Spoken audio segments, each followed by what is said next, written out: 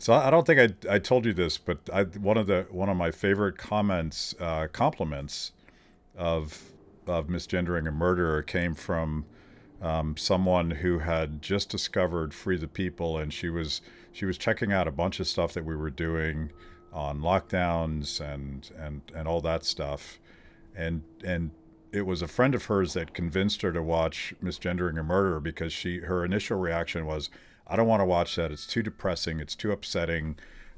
Everybody is so angry to the point of irrationality on this subject. I don't want to watch it. And her friend said, no, no, no. This is funny as hell. You got to watch it. And I think, and once she watched it, she's like, this is a great way to tackle an insanely difficult issue to talk about in a way that ultimately is quite reasonable. Well, that's a nice compliment right there. And also, I just sort of see it as like, this this stuff is out there, it's happening. How don't you comment on it? Yeah.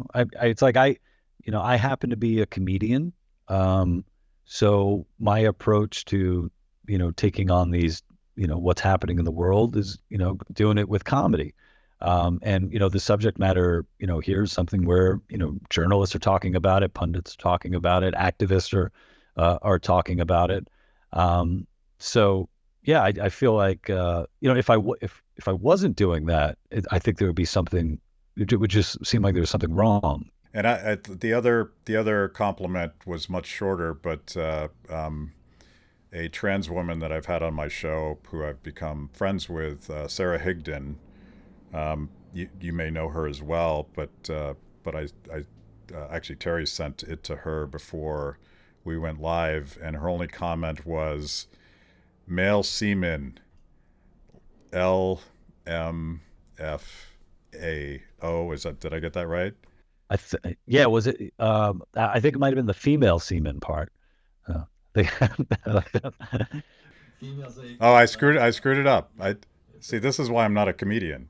we'll take that back. No, Sarah's great. I was really happy to have her on my podcast as Yeah. well. And yeah, Sarah's very open, very interesting, and willing to have these conversations. And also, and Sarah's trans, and being willing to answer your questions Yeah. about what's it like being trans, what's going on here. I think she might be I talked to her about does she feel like she's always kind of like the spokesperson for any time that a trans issue comes up, because the fact that she's trans. But I think she handles it really well, and she enjoyed the video, so I'm happy to Yeah. hear that. But her point on my show was that this sort of, whatever you called this trans radicalism that says that men can have babies, and biological men can compete with biological women in women's sports, that they're sort of ruining it for her, um, and she's dealing with gender dysphoria, and she's trying to live her life, and but she doesn't want to be associated with this radicalism. And that's like, there's a reasonable live and let live, where adults should be allowed to make adult decisions, and then there's this other thing, and that's worth calling out. It's worth having fun with. Yeah, and I talked to her about a number of things on the show, and a recent video that I put out where I was playing another character, a different character, had to do with trans athletes in sports, and it's a very controversial subject, and something that they always that's often talked about is if you allow trans athletes into sports, they're going to dominate women's sports, but they never talk about them dominating men's sports.